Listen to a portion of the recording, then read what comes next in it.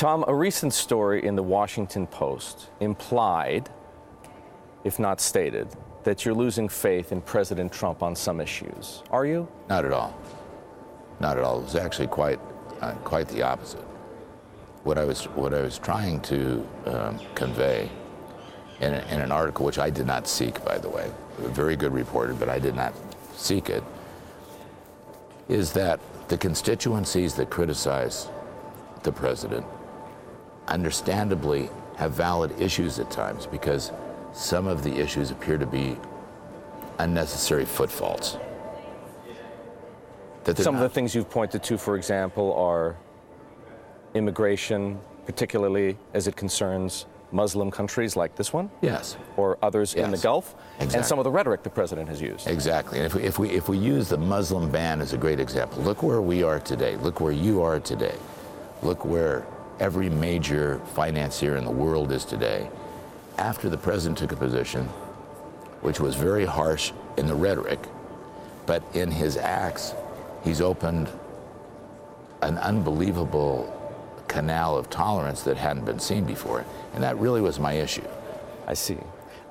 It's been almost a year, as we both know, since the election. It's been almost a year with no major legislative accomplishment. To be fair, 10 months since he took office. Why has the president so far failed to unite enough members in Congress to get a bill passed? And what does he need to change to make that happen? Look, it's not just the president, it's 535 other people, right, that all have various constituencies. And the process of government is torturous. And by the way, I'm not so certain at the end of the day that the democratic process in government that we have works so well for the population that we have. But I think this president is a normal human being.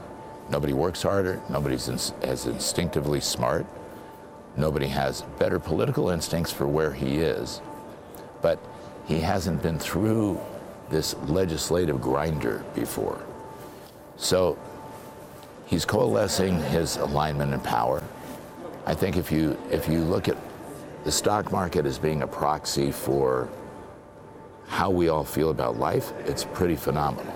Now, healthcare, education, foreign policy everywhere, and the united front of what's there is always very difficult.